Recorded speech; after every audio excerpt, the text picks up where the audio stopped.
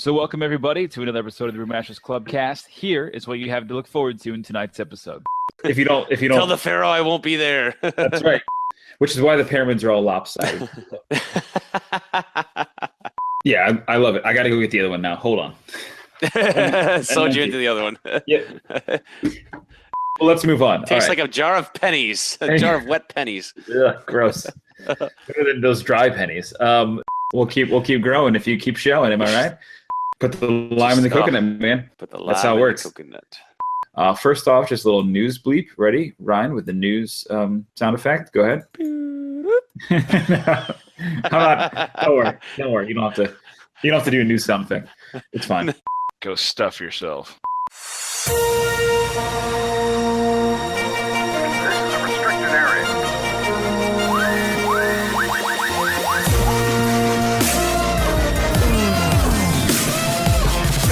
Drill or something? Negative. This is Victor. Bye bye me. I hate drill. Ah! You crazy mother. Welcome to the official podcast of the Brewmasters.Club, craft brews and geek news. Sit back, pour yourself a pint, and let's get into it. Now here's the founder of the Brewmasters.Club and your host, Donnie Gallagher. Welcome, craft beer fans. My name is Donnie, and good evening. We are the Brewmasters.Club podcast, craft brews and geek news official podcast, mind you, of the Brewmasters.Club. We are here just to talk about all things craft beers, geek news, national stories, local flavors, and our favorite geeky nuggets of pop culture. I am joined this evening by my good friend here, Mr. Ryan. How are you, sir? Hey guys, Broodboy813 coming in, and loving today. Glad to be here. Excellent. Thank you for being here, Ryan. Of course, you are just as much a host as I am, so I don't know what it would be like if you weren't. The other people that we usually talk to are unable to make it, and Laos is having technical difficulties this evening with his headset, so he'll be joining us, soon, I'm sure. But Donnie, I got a question for you because I'm trying to find the answer to this thing. Yes, sir. I just carbonated the sloppy redhead yesterday. I put it into a keg, loving every minute of it. Sat on a keg for a whole day. Sometimes you gotta let it have 2 days. But I tell you, I had a little bit, before I kegged it, and I was a little unsure how everything was gonna come together. And now having it with the carbonation, it brings it home. And I have to find out. I know we do it for a reason, but I have to find out why we actually, carbonate the beers the way we do. I know, yeast can naturally create carbonation in a bottle, in a keg, and all this, but man, it's like a cask ale doesn't have much of any carbonation. I don't know. It's beyond me how much different this beer tastes today versus yesterday before I kegged it. Do you have any explanation whatsoever why we do this? When did it start? Like actually adding CO2 to beer? I really don't. I really don't at all.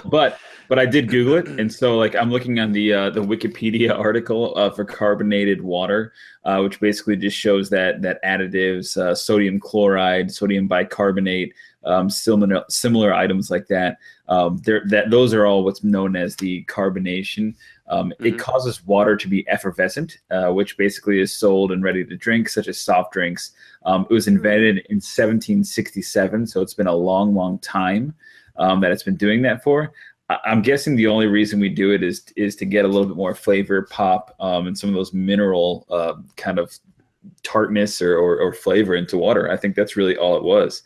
So maybe bringing life to the beer is why we do it, making it get that little bite. Yep, I would assume that's what it has to be. It'd be great if somebody could chime in that actually knows about this, but it just gives it that crisp kind of refreshing feel. I think that's really it. Yeah, and with all the hops that I put into this, especially in the dry hop, it just makes everything. Talking about the redhead, it just makes everything smell and have the aroma, and then it has that bite now that beer is supposed to have. But I wonder if this beer would be the same coming out of a cask. I really do, because beer, in a cask is just literally beer out of the fermenter, and then you cask it. Well.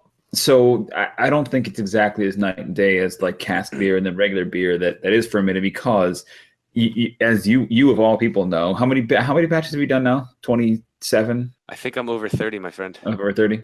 So as well as everybody else does, or more than anybody else does, that beer naturally produces carbon dioxide, which is why beer is fizzy, right? So beer is fizzy for that specific reason, because when the yeast attacks the sugar, it creates and eats sugar, creates carbon dioxide. So that's why I think alcoholic drinks are fizzy. Now, why do people add fizz to soda? I mean, maybe to make that same appeal as an alcoholic drink like wine, champagne, or beer without the alcohol, right? I mean, I think that's probably why fizzy drinks started being soft drinks, if you will. Well, and soda would be terrible without fizz. Right. It would just be sweet, like it'd be Wort. Syrup. it'd just be syrup water. Yeah. So I think that maybe the reason that we have fizzy drinks is because of alcohol, right? Because alcohol is originally what created the CO2 that makes drinks fizzy. So the cask ales, I think the cask ales, because there's more volume to fill of air and in the cask itself, that it's probably less of a tight seal, right, than saying in a fermenter would be, where there's only one way in or out. I mean, I don't know that, but I would assume there's pressure lost. I was picturing this the other day. So picture yourself, 1400s, before all the technology comes about, and picture yourself wanting to have an ale. Are you drinking something that's not carbonated? Or are you drinking something that is carbonated? But if it's not carbonated, that was like their norm. Probably was to not have much carbonation at all. It was just a drink that you could drink that got you drunk. Right, like wine. So think about like wine. So think about then, like, fast forward a couple hundred years. At what point did carbonation start to get introduced in the mass way that it is now? And do you think people were like, oh no, I don't want to drink that. It's terrible. Or do you think it slowly grew into a phase where people are like, oh yeah, this is actually really good. Like, I wonder what the transition was like, and what, how many people technology didn't want to.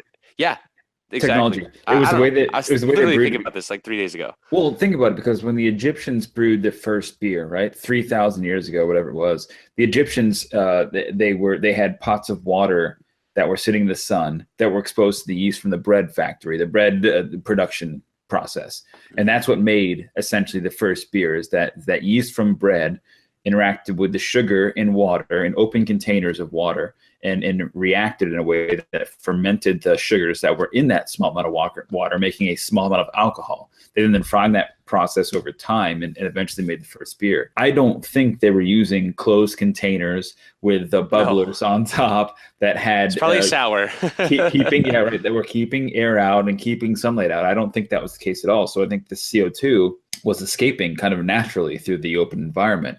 So the first beer was probably very flat. But I think since then, we have refined the containers that keep our beer and have found a way to condense that CO2 back into the product itself that we're drinking.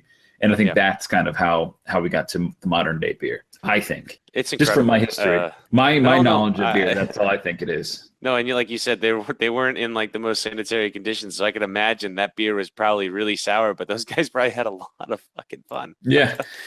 Like, let me drink this. Oh my god, I feel great. This is awesome. Next morning, why can't you work? Because I'm fucking up. I'm hungover. Well, if you don't tell the pharaoh I won't be there. That's right, because they used to pay all the slaves in beer. Pyramids for the ancient Egyptians were paid in beer. They weren't paid, in money. They were paid in beer. So that's why they worked. So yeah, I'm sure a lot of them were drunk, but they had to work anyways, which is why the pyramids are all lopsided. That's awesome. Thanks for trying to answer my question. Appreciate it. Dude, that. What a great segue, Ryan, into the next segment, the first one. So first, before we get into that, first off, cheers to your great segue. But we did have a segment in the show here that talked about the top 10 gassiest beers. So speaking of all that CO2, what a fantastic! Did you even know about that segue? No, I didn't even think about it. Well, good My job. mind wasn't even on it. That's the best kind of segue, the one that you didn't even have to think about. We're going to go ahead and first talk about what are you drinking, what are you going to drink, and then we're going to come back to that lovely segue that you just outlined for us. So I don't know what you brought this evening, but if you want to talk about it, now's the time, my man. Actually, I'll go ahead and show you and announce I got my hands on a bottle of the Last Snow. Oh, man. And saved it for the podcast. Because as tradition should show, every time this comes out, we should share it on the podcast. It's a lovely coconut and coffee porter, and it's just wonderful. It's just wonderful. Absolutely wonderful. An oldie but a goodie. An oldie but a goodie. And if you can, try to get your hands on the bottle now because they're out and get as many as you can before you can. That's pretty much So I forget, like I honestly forget about the flavor of that one. So is it more coconut? Is it more nut brown? What is it that it really resonates with you? Well, so the first time I ever had it, I feel like I'm chasing that sort of high, if you Pie. will. Yeah. Because I had it at across the street, a Mellow Mushroom, and they had a keg. They tapped it, poured it into a glass, and you could smell the coconut coming off the rim. So I'm constantly chasing that. This was like a year and a half, 2 years ago. I feel like it's still been consistent, but I've never had that same coconut aroma. So they need to either add more or it's at where it's supposed to be. I'm just expecting more coconut, but it is a coconut porter. It's definitely not a brown or anything like that, and it's very smooth. It's very you want to enjoy it, not like a cognac in a way, but like you want to enjoy it, and you want to smell the coconut as you're drinking, the porter. So you want to feel like you're eating the coconut and drinking the porter at the same time. It's a very good balance. It's one of the best beers that you can find, and that's kind of how I would describe it. I'm still trying to find that coconut aroma coming off the glass, but you can as you put it up to your nose. See, because like the only no, I get it. The only coconut that I really like remember loving was the Kona Brewing Cocoa Brown, and that was a brown mixed with coconut, and it was supposed to be from Hawaii, that kind of crap. Which they're owned by Budweiser, so who knows? But yeah, the beer itself was really good. It was made in Hawaii. Do you remember that beer compared to this one? I do not. Okay. It doesn't stand out to me, if that makes sense. Like I know you go after that one, but that's because it stands out to you. I like that one a lot, and that's the last one I can remember. I really don't remember the last snow, but I know how much you love it. so I mean, I love this beer because they eventually turned it into the last Buffalo in the Snow. So they use this as their segue for that, and I think it's really neat when you can take a beer and turn it into something else at the same time, and they age it, so it's barrel aged. So it's got more than one setting, if you will. More than one phase, so you can enjoy it now, you can enjoy it later. Yeah, and it's a strong beer too. It's what's the percentage? It's 6.5%, which is pretty good for a porter. I'm just gonna drink on this for a little while. All right. What do you got, Donnie? So speaking of an oldie but a goodie, I have a highlight. Why do I have a highlight? Yes. Yep, just because I haven't had it in a while, and there's nothing like this. This beer is probably one of and I mentioned it many times. I think it was on my top 5. I think it was number 1 actually of my top 5, and just because I love it so much, I was talking about it last week, and we had talked about it during our 50th, and I was talking to you guys about how much I love this beer, so I really just had to get a 6-pack of it, and I still had 2 in my fridge, so I drank 1 now, and then I have 1 I'm going to go get here in a second, but I just really love this beer. I mean, there's just something about this particular IPA. I don't know if it's a nostalgia factor, and trust me, we'll get into nostalgia a little bit later. Segue King, but this IPA in particular it's just good. It's just my favorite beer, I think, of all time. I think it's just one of the better beers I've ever had. So I love on the label now. It's brand new. It's changed, and it says bottled and canned by Oscar Brews Brewing LLC, Bavard NC for Cigar City Brewing LLC, Tampa, Florida. So this beer was actually brewed in North Carolina and then sold here in Tampa in the same original packaging. You know what I find with the highlight, the consistency is key, but it's like take a Motorworks IPA or something. They have such a great IPA, but it's almost like it's almost very like a malty IPA.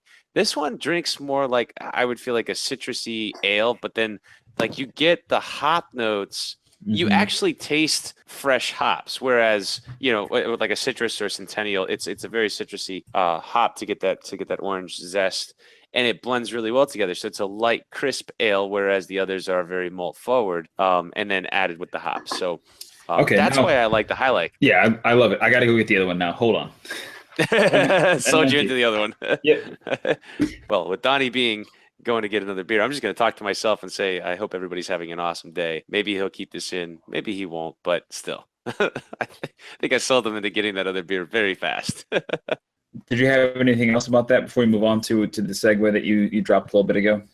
You mean about the Gassiest? Yes. Well, all of this chatter about CO2, I thought it'd be relevant in the last 30 seconds to pull up an article of the 10 gassiest beers, right? So Yeah. we had talked about why we put CO2 in, but honestly, Ryan, who has the most CO2 in their beer? We here at the Brewmasters.Club, Craft Brews Geek News, happen to have a very specific list of those folks, those beers that actually are or do contain the most CO2 per pint. It's interesting. First one, of course, biggest, baddest guy in the room here is Budweiser.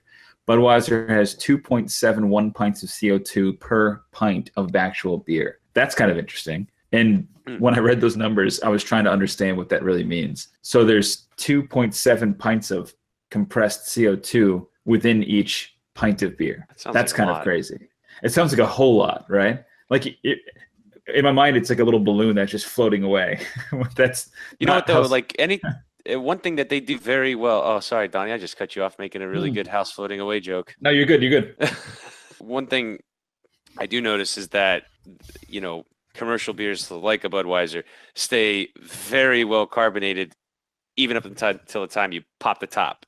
Whether it's in a can or a bottle, they just have a great science. I have cracked open some craft beer cans where I'm like, yeah, I'm so excited. And I crack it and I'm like, oh, where'd the foam go? Like, I feel like it got flat inside the can. Does that make sense? Like, have you ever had that happen to you? Just been disappointed when you actually open the can? I know it might be the gassiest, but it might be the most well carbonated at the same time. I totally agree. I mean, I've definitely had that happen to me before. I've opened a can of beer and just been totally disappointed, but that's what happens. It happens less often, I find, with like bottles. I've never opened a bottle and been totally disappointed. But That's true. That's true. Yeah. That's true. So the next one on here. Yeah, go ahead. I was gonna say the next one on here is Stella and Coors Light. So that's interesting. Yeah, they both 2.55. Well, have you ever had a Stella? I mean, that thing it really bites your tongue real bad. Like I said, if you haven't had a Stella, I mean, if you have recently, it's rough. Like when you take your first sip of a Stella, it really does kick you right in the tongue. And that's the CO2 just getting you. So short story on Stella. Not only is that my other woman, which I have not had for a long time. Ashley knows this. In England, so I was there about 10 years ago. It was one of my first beers that I had. My cousin or my uncle introduced me to it. He actually said that in England they call Stella the wife beater. And I said, well, why do they call it a wife beater? I thought he meant like a t-shirt, He was like, because you get so pissed drunk, you go home and beat your wife. I was like, oh, that's nice. Oh, my God. Oh, my God. I was like, how many of these should I not have? So you can have them safely. We don't do that here in America. So no, hopefully we don't. What's the next one on the list, Donnie? Oh man. All right. Well, on that note, the next one, it was what, Bud Light? No, Corona Extra, 2.48 pints per CO2 pint. That's kind of crazy. Again, that's a lot of gas to put in those little beers. Because if you ever pop a Corona Extra, do they ever seem that CO2 filled, like that gassy? They really don't, right? I can tell you, I've never actually popped a Corona Extra. Really? I might have. I've never popped one. I might have had one or two. That's about it. But not a fan. Dude, I've had a dumb Corona. I mean, I really do not like them. Like, they are not my favorite type of beer, but I will drink one, when I'm partying with La Familia, Fast and the Furious style. I don't know. I don't drink them often, but when I do, it's Dos Equis. No, I saw you going there. All right. So I wonder how much, because obviously maybe the article tells us, I didn't actually get a chance to read that. I just saw the list here, but how much the CO2 has to play a part of it for the gassiness. So we don't have to go into too much of the science here, but also the type of yeast, because I know when brewing beer at home, you get a yeast buildup down at the bottom, especially after you've cold crashed everything the best of your ability to get everything to drop down to the bottom, and you get all that shrub down there. And if some of it kicks up into the keg or some of it kicks into the bottle, if you drink some of that, the yeast that's in there can actually cause you to become very windy as well, as some may say. So double attack maybe with the CO2 and the yeast. I don't know, and that would be interesting too. I mean, I don't think these brewers would ever tell you what strain of yeast they're actually using. That's my. No. You'll never get that out of them. But I think it's an excellent point. I mean, Budweiser has the oldest strain of yeast that they say they do, at least, that they've used from the original recipe from the 1800s. So maybe that does have something to do with it. The funny thing is, good segue, the number 4 gassiest beer is Bud Light. And that's a super light beer. with 2.46 pints of CO2 per pint. So I think that's again pretty gassy, man. Pretty gassy. And so add on that a late night checkers run, you're doing pretty good for yourself in the morning. Yeah, doing pretty bad for yourself. Or Taco Bell, whichever you prefer. Have you had the next one here at number 5, John Smith's Bitter? I've not had that. I've never heard of it. No. 2.44 pints per CO2 per pint. So that's interesting. I don't know what that is. Heineken though, again, Heineken and Stella. See, I put Heineken and Stella on the same, and actually number 7 there. Heineken's number 6. Pilsner Urquell is number 7, and then Stella was number 2. So I call all those the European lager, right? Because they all have that same bite. It's like this. It's a weird flavor to it that I never was a fan of. There are some people that I know that just love and can't stop drinking the Heineken, but I never could. I even drank it straight out of the Netherlands. Really? Now in the Netherlands, it's a better tasting beer than it is here. Just like they say, Guinness doesn't travel well over water. I feel the same way for Heineken. The only beer I like from that region is really the Amstel Light, just because that comes also from the Netherlands. But it's a much better beer than Heineken. I just never really got into any of the European kind of lagers like that. I don't know why. I just didn't. I feel like when I picture Heineken, I do picture a beer that's very refreshing, almost like a Perrier or something like that. I'm not saying it's like water. I'm not, because I do like Heineken. I like the name too. I think it's really good, but it's just a very refreshing beer. And so if I was stuck choosing between any of these that's on the list besides Stella, I would actually choose a Heineken because of how refreshing I feel mentally. That's a refreshing beer for whatever reason. I've been on that train before. I do. I like Heineken. Heineken Light's pretty good too. Yeah, I don't like, I'll drink them because sometimes you go up to a bar and go to a party and that's all that there is. But it's just I would never order one. I would, if unless it was the last possible thing. It's very florally, if you will. It's got a very florally. I just feel like it was poured through I feel like it was just poured over a copper pipe. Like it just has like a weird penny flavor. That's kind of what I was describing really just there when I said florally. Yeah. Okay. Now I'll never drink Heineken again. Thanks. I did not mean to ruin Heineken for anyone out there that might be drinking it. Well, let's move on. Tastes like a jar of pennies, a jar of wet pennies. Yeah, gross. Better than those dry pennies. Number 8, Foster's. Again, I get the same kind of European stink off this one, which I don't get because it's Australian for beer. What? You've never had one? I've never had a Foster's. Dude, no. I was in a bar in London in 2009, and it was a Foster's bar, it was an Australian themed bar, and it was literally like Cowboys or like the Roundup, but it was Australian, right? And so it was like, you've been to the Roundup, you've been to Cowboys, yeah. It was literally just like a cowboy bar for Australian cowboys, and all they had were like the big cans of Foster's, and it was pretty cool. It was pretty cool drinking them there. But 2.3 pints of CO2 per pint. That's quite large. Cobra India Lager is number 9, which I again never heard of. Nope.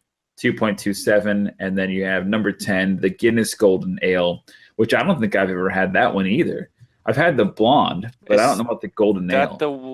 Is that the one with the blue box with the gold writing? As I mentioned, I have not had this beer. I do not know. Okay. I've never had it either. But what's funny is how many of the top commercial beers on this list are the most gassiest. So I mean, they're all. They're apparently all. Maybe that's the secret. Well, maybe that's the secret for all craft beer brewers. Make your beers more gassy. Maybe. Maybe, I don't know, but I just did a poll to the Facebook group here. What is the gassiest beer you've ever had? So I can't wait to see what folks have to say about that one as we continue to get. We have 11 members in the group right now. Let's see what happens. We'll keep growing if you keep showing. Am I right? We should probably put some context to that question, just in case people are wondering why we're asking. Go ahead, you fill in whatever you want. You can ask whatever you want. But Ryan, speaking of, that's not a good one. Speaking of the effect of what that question may pose on the Facebook group, I wanted to ask you about there was an article that you actually suggested that we looked into. So go ahead and set the stage for this. Give me your thoughts. All I was saying is that there was a great segue that you had in terms of the effect of that question on our Facebook group. I was wondering if you could chime in about the effect that the first Wort hop would have versus the 60-minute edition. Not a lot.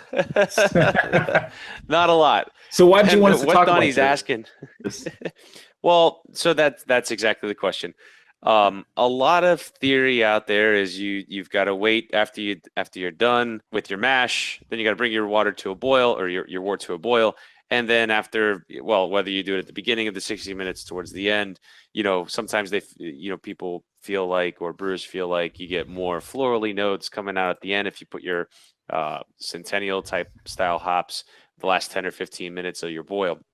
What this article is talking about is the guy actually that wrote it brewed 2 batches of the exact same beer, pretty much at the exact same time. He kind of had to offset it to make sure that he was able to pay attention to both beers. And what he was trying to show is the effects of what's called a first wort hop versus a 60-minute. So after your mash, having your hops pretty much ready to go in the pot, siphoning your mash into that pot, and then he had another one ready to go, and then bringing it to a boil versus adding the boil or adding the hops, at a different time, either 45, 30 minutes, 15 minutes, so on and so forth. And what was determined was that people who were drinking the beer between the two couldn't really tell, Donnie, what the difference was in how it was brewed. They couldn't tell which one was the 60-minute hop or which one was the first wort hop, which one was, thrown in before the water started boiling. But one of the major effects, before I go further, would you think that there'd be something different, Donnie? Like, if after reading the article, where you think like, oh, well, the 60-minute hops would be better, or a 30-minute hops would be better? Like, what was kind of your take when you were reading the article? Well, so the whole time I was reading this article, and it was quite in depth, and you got to give a shout out to this guy from Brewmasters.Club. Yes, It very scientific. A very scientific blog that this guy writes, and power to him, because he puts a lot into it, and so you got to appreciate that. But he approaches everything from a scientific degree, so he's got a purpose, a method, a control, a variable, and then he has input from others. So shout out to this guy. But no, the reason I thought this was most interesting because, as I mentioned again, actually my number 1 was the Dogfish Head 120. I think my highlight here was number 2 of my top 5 list. But so the example I'm trying to relate to is there's a Dogfish Head 120, there's a 90, there's a 60. So these are minute durations of hops included in the boil, correct? I mean, that's what they stand for there. Yeah, so 60-minute boil, 90-minute boil, 120-minute boil. So it relates directly to this article, which if you drink those beers in succession, which I've done before, you can definitively, objectively taste the difference in between the hop component that is there in each of those flavors. So it really doesn't seem like there's much of a difference there because so it enlightened me, maybe because you had a little bit more of an insight on this first wort hop. How long would he have had the hops in the wort at that point compared to a 60-minute addition? So a first wort hop is basically adding the hops into your just mashed wort before you're bringing it up to actual boil. Okay. And then at 60 minutes, 60-minute hop means right at boil. So right when you get that boil going, you can see the water turning over and you get almost a little bit of a raise, like a little crest of like a foam buildup. Once that comes up a little bit, you sort of turn down your temperature just a smidge because you don't want to boil over.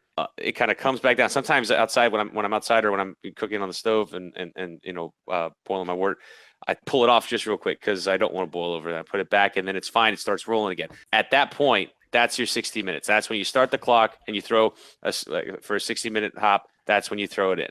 So he's saying that it's in there for longer because sometimes if you're doing a 5-gallon batch, the hops and everything in the water can take another 15 minutes just to get to boiling from your mash temperature at 168. So it's in there longer, brewing with the beer at that point, and raising in its own temperature. So it's getting light, sort of mixing and stuff like that from the heat as the water's turning over inside the boil and is starting to boil. So I hopefully described that to the best of my ability. Hey man, you fooled me if not. One of the things, so the author's name is Marshall Schott. One of the things that he did say, so any homebrewers out there that are listening, one of the things that he did say, the reason that he would continue to do a first wort hop was that, in his opinion, he hasn't had a boil over yet. Because I guess, well, not I guess, but sometimes when you throw your hops in, say at a 45-minute, 35-minute, those pellets are going to start to break apart and they sort of recreate that foam. Plus, it can maybe drop the temperature just a little bit real quick. It can cause a stirrup, and you can get a boil over just with the hops being on top. He has not had a boil over by using the first hop addition. So if that's an indication of something that you should try, give it a shot. See if you have any boil overs. And again, the total outcome is you're not going to taste the difference, because you're still going to, in the fermented, you're still going to have your dry hop phase. You're still going to get the florally notes and all of the extra nose from when you dry hop. So don't be afraid to try a first hop addition before your boil. Give it a shot. I'm going to. My next brew, I'm gonna try it out and see if it works. So yeah. I thought it was a really neat article. Yeah. No, it sounds good. I think any kind of way that you can experiment, learn from, change things a bit. Again, a company like Dogfish Head got to be Dogfish Head by, I think their slogan is what? Creating unique beers for interesting, damn it, I don't know what it is. Off-centered beers for off-centered people. The Lua Lupal coconut mixed with, what they mix it with, I'm forgetting. It's the cocoa IPA. Yeah, they mixed it with their coconut IPA that they make that I love. That was amazing. No, I know. What was the other beer? I'm forgetting. Oh, the Sequench. Sequench, yeah. So they mix their coconut beer with the Sequench. I cannot wait to try that. Lime with coconut. In fact, there's a group that I just invited to join our group, the Craft Brews and Geek News group that is called Beer Mixers, and that's all they do is mix beer together. Really? And I invited them. Well, I invited them to the group, and I said, hey, listen, we are going to do a Sequench and cocoa IPA, so you guys should definitely check it out. So we'll see. So far, we have 28 members in our group. That just changed. That just quadrupled over. Growing. Yeah. We're growing very fast. I actually want to try that. I want to try that combination. I think it's be pretty good, but I don't know. I can't imagine it wouldn't be. I mean, you've got coconut IPA mixing with the Sequench. Put the lime in the coconut, man. Put the lime That's how it works. In the coconut. That's right. Good. All right. Maybe I should brew a coconut and lime beer. That'd be kind of interesting, wouldn't it? I'm telling you, I want to do the coconut. Well, no, we're gonna do a coconut beer, but I'm saying, what about a lime and coconut ale? Huh? I mean, it sounds really good, but we'll talk about that offline.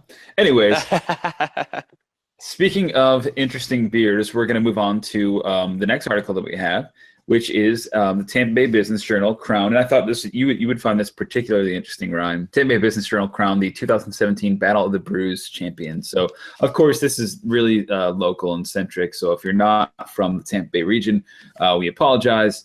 But this is a big deal for us around here. Do you remember earlier this year we went to the grand opening? We went to I don't remember what it was for 610, but remember 610? We met with Chris and we had an interview. It was episode 30 or something. That was not only for my birthday, but it was their 2-year. Some celebration. Well, they actually dethroned. Let's see, Chris and Leslie Johnson. Located at their brewery, 610 on Benjamin Road in Tampa. Been open since 2014. So, it must have been a 2-year or 3-year opening there. But they actually dethroned the Dunedin Brewery, who was the inaugural Battle of the Brewers winner in 2014. It's the oldest microbrew in Florida, but 610 folks went ahead and displaced them because they make some good beer. I thought you would find this very interesting because, again, if you want to look this up, it was a good one. Chris gave us he gave us some really good insight. He was actually a really good guest of the show, good friend of the show, who I hope have you talked to him recently? I was actually there when they released their pumpkin not too long ago. I had a great conversation. And how was that? Very good. I would say this, it was more on the ale side, less like a pumpkin pie versus, if you could believe, like Tim brews like a pumpkin pie ale. You know what I mean? So 610 had more of like the pumpkin-y ale flavor, which was amazing. And it went so quick because his demand on the beers, he had to make more for distribution than he could for his own brewery at that point. Yeah. Well, that's they're good people, and I just remember being there, and Very much. I liked just It about was the third. It would have been the second or third week of June. It was That we were there.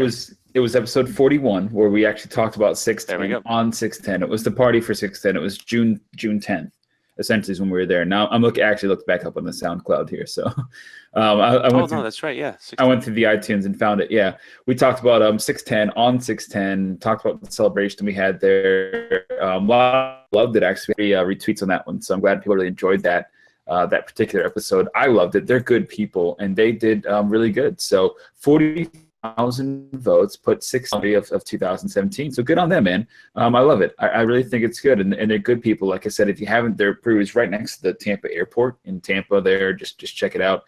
Very small, but very very well done. So Dunedin was number 2, of course. Sorry, Ryan, go ahead. They did good, of course. And then Mile Marker 48 Brewing was in Wikiwachi. There was actually number 3, and then Seventh Son was number 4. So yeah, very good. But Marker 48, we have we have a big affinity for them.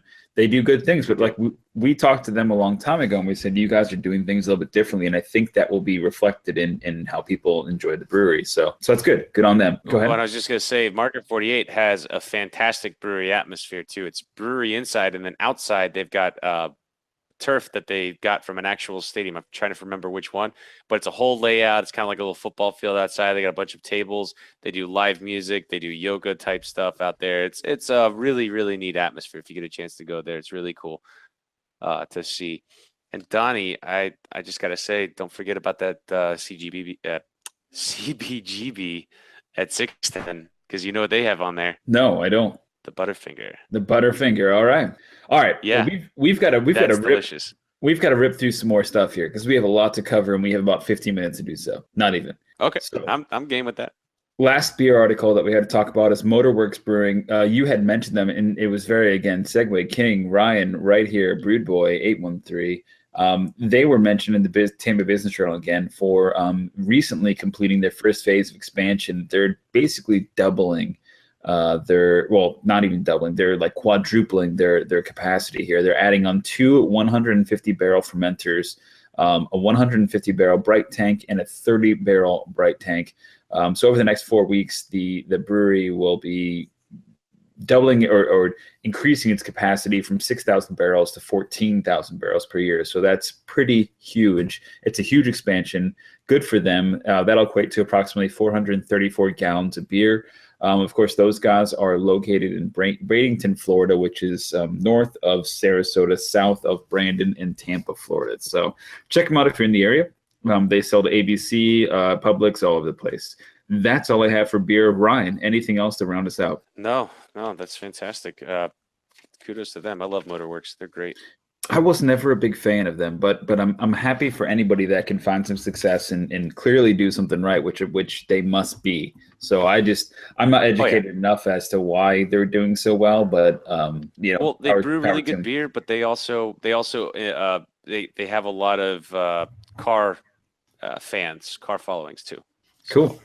Obviously, with a name like Motorworks. Sure, one could assume. Yeah, well, good on them. Good on them, and we'll see. We'll see what happens. Hopefully, that's it's all good stuff. So, moving on to the next section, which we always hit for our regular podcast episodes, our geek news. You can go ahead and drink it in, send it on back. It's up to you. Personally, I happen to enjoy all of these articles here. First off, just a little news bleep. Ready, Ryan, with the news sound effect? Go ahead. How about? Don't worry. You don't have to do a news sound effect. It's fine. I wasn't ready for that. No, it's okay. I wasn't. I didn't expect you actually to do it. Essentially, Laos, who was on here, was supposed to do his Xbox One book report, but he is, of course, not joining us this evening. So we're going to skip that. However, we may get a bonus episode for all those folks out there that want it, or if you don't, sorry, it's coming your way anyways.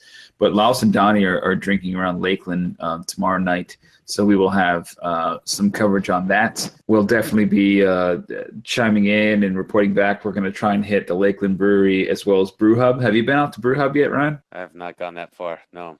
Not yet. Well, we haven't done it either, but I've been dying to get out there, and we're gonna swing by. We've talked to some folks and trying to get a tour going and things like that. So should be some fun. But that's the last little bit of beer news. Ryan, I don't know if you know that tonight, Thursday, September 28th at 10 o'clock p.m. We are a mere 2 hours away from the Super Nintendo Classic Edition coming out, my good friend. How does that make you feel? Super excited and in a frenzy to hopefully get one. I have such anxiety. Are you going to go out and try and get one? Is it in store only? I mean, it's both. It'll be in store. They should have some online. I don't know. It's a no man's land. It's a chaotic free for all. That's all I know. I am going to be on BestBuy.com and Amazon at the same time, trying refreshing. Yeah. I want to play all the games I played as a kid, and I also want to play Star Fox 2. I really think that Amazon might be a good bet, just because they have, of all the retailers, they have done the least amount of pre-sale. Therefore, at 12 o'clock midnight, I truly think they will have some online. I'll be on my computer and my phone at the same time. So I'll do my phone on Amazon and I'll do Best Buy on my computer. I would put Best Buy and Amazon on different tabs on your computer. F5 is your refresh button. Just continue to pound that until you get it. Have your credit card information updated for both your accounts. Already ready to go.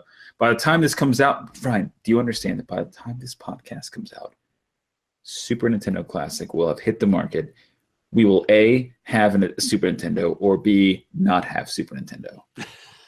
It's so scary. Like I have anxiety over it. Chet is trying to get one, and he is at a concert right now in downtown Chicago, and he will not get one. Oh no. Yes. He's not gonna remember. He's gonna be like, oh, it's 12:03. No. That's what I told him. I was like, you were gonna forget. You're gonna pass out at your concert. In Chicago, wait, you need to tell him to account for the time change, because at 12 o'clock our time is 11 o'clock his time. Well, I'm sure as he is in his current time, he knows what time it is. I don't have to call him and tell him at 12 o'clock. That's true. It will change. No, because for him it's 11. I'm just saying. Right. I'm just saying it's going to be a lawless, chaotic game. And I am so happy that I actually pre-ordered one and don't have to deal with it. Yeah, because you forgot to pre-order me one, because I would have given you money, but you didn't. Do you know that Walmart was, if you put 2 in your cart, Walmart would have canceled the second one, regardless. Like they will let it's 1 per household. Yeah, you can Google that too. They were not letting you have more than one. I was not able to Walmart. I was not able to grab one on Target. I was not able to grab one on Amazon. I'm guessing that Amazon will have a plethora of them. I would start mashing that F5 button around 11:55 tonight. It's going to be an absolute shit show, but I'll stay up and I'm going to actually try and do it. Good luck, Godspeed, and let's move on. Well, if you get to buy another one and I don't, I will pay you for it, since you already have one pre-ordered. I'm going to try very, very hard, my friend, to get not only one, but as many as I can. Just to refresh everybody, this system comes with 21 pre-installed Super Nintendo games. Contra 3, Alien Worlds, Donkey Kong Country, love it. Earthbound, never played it. Final Fantasy 3, love it. F-Zero, love it. Kirby Superstar, amazing. Kirby Dream Course, awesome. Legend of Zelda: Link to the Past, one of my favorite Zelda games, even with Breath of the Wild in consideration. Mega Man X, love it too. Secret of Mana, can't wait to play that. Star Fox 2, cannot wait to play Star Fox 2, never been released. And the owner, or the creator, is a good friend of the podcast and special guest, so good on him. Super Castlevania 4, love it. Mario Kart, Super Mario RPG, and Super Mario World, probably my favorite game of all time. Super Metroid, Super Punch-Out, Yoshi's Island. Just an all-star lineup. I can't wait. Just can't wait. So I have the whole press release here. If I get one, I won't stop playing it. I had no idea everybody loved it as much as they say they do, but we'll see what happens when push comes to shove, because there's only so many, so someone's going to have to spend a lot more money to get it. Someone's getting pushed and someone's getting shoved. That's for sure. Everybody's asked me why I don't just buy a couple of them, because I could and then just sell them on eBay, but that's from a gamer to another gamer, that's really bad juju. It's bad karma. In fact, if you go on eBay right now, you can find an NES Classic for $250, but it's really taking advantage of someone to do that. And I don't think the gaming community as a whole necessarily supports that, nor any gamer is out to do that. I met a guy at my house, actually came over. We had like a neighborhood garage sale, and he bought just about every extra old video game, SNES and NES title I had because he was a collector. And he straight up said, he's like, I know you probably think I'm going to sell these, but honestly, he's like, I'm not. He's like, if you look at my house, I have a whole room dedicated to SNES and NES cartridges. He goes, and I just like to collect them because I'm an actual gamer. And I think that's, if people really, love these things as much as they say they do, that's how everybody would be. The problem is that Nintendo releases 12 of them and then drives the entire country and world crazy because they can't get their hands on them. So, who's the bigger asshole here? The guy selling them for $300 or Nintendo? The guy selling them for $600 on Amazon, right. Which I proudly let know was an extortionist on Amazon the other day.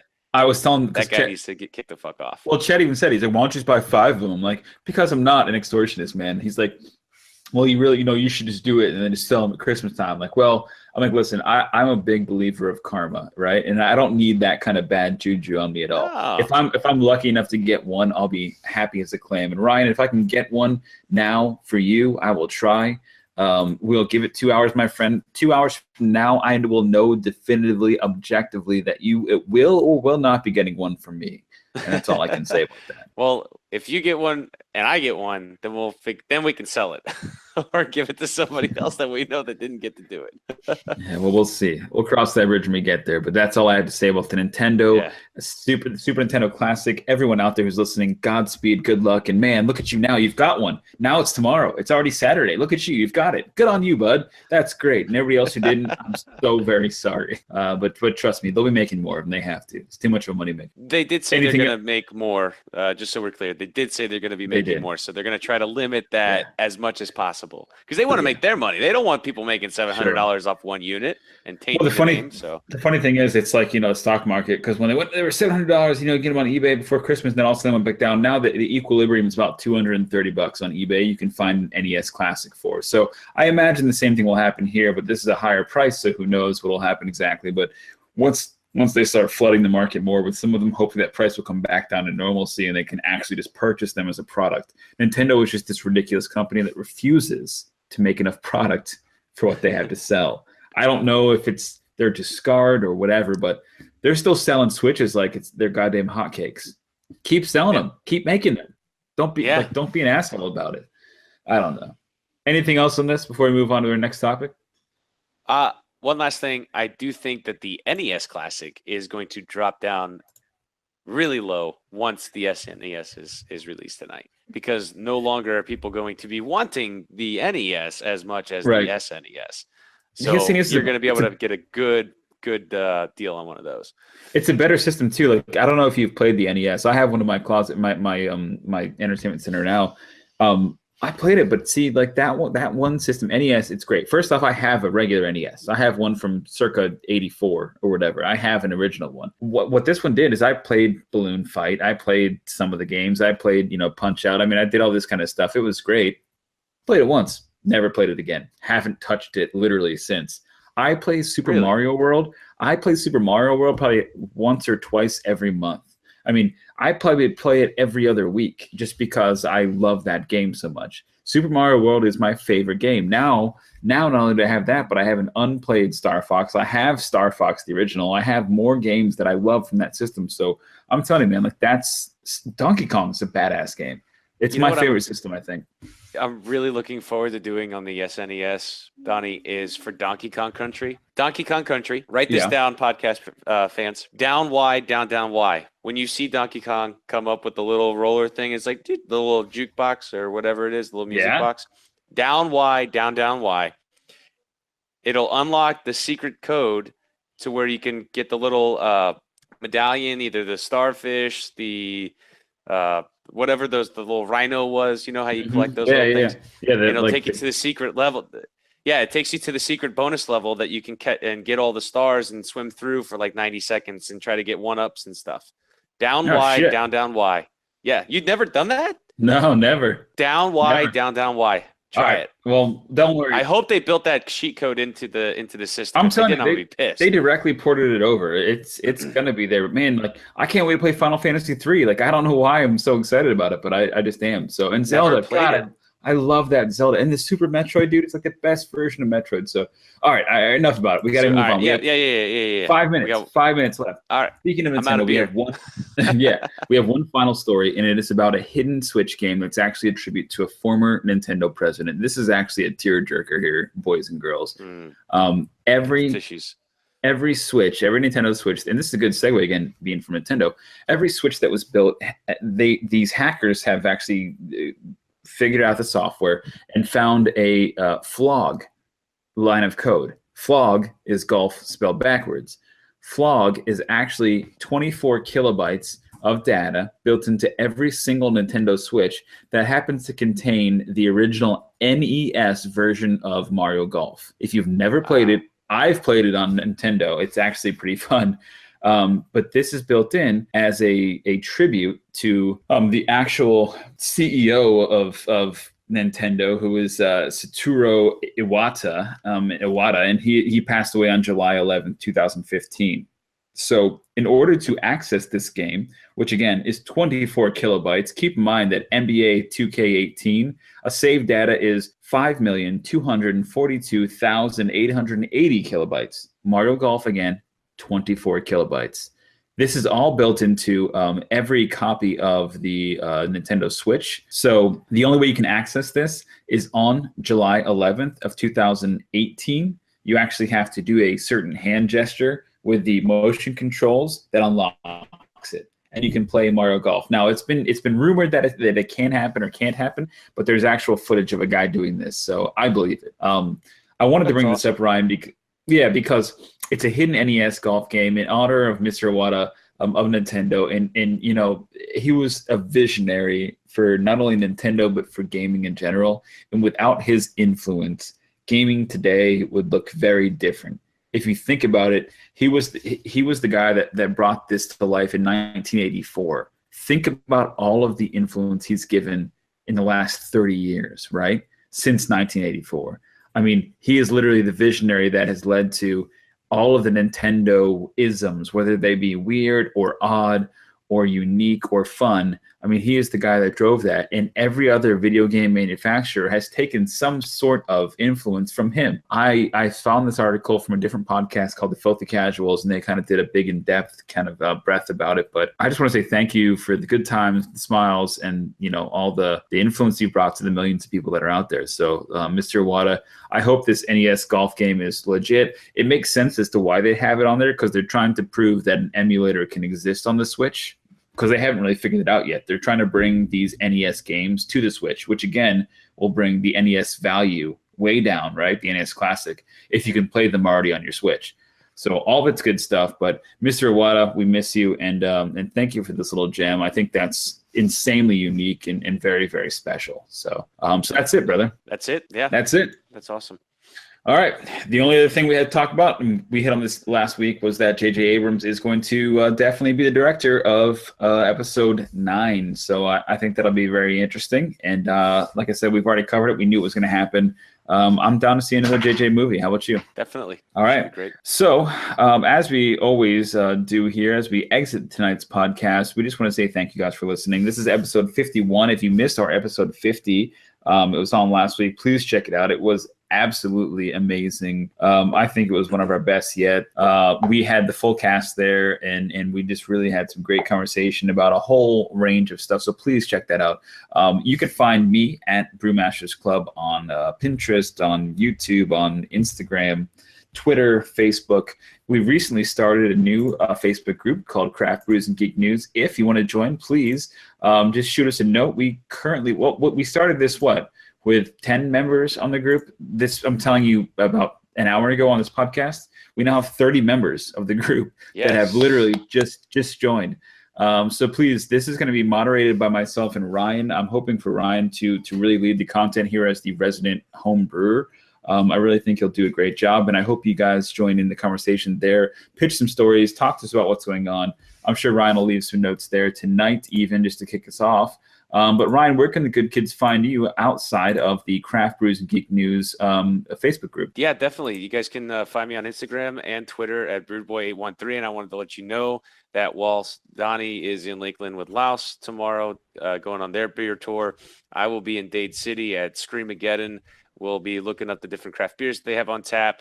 We're going to go through some haunted houses. You'll probably hear a lot of screams and a lot of yells. Evidently, this place, if you wear a glow stick, they can pull you out, like legit.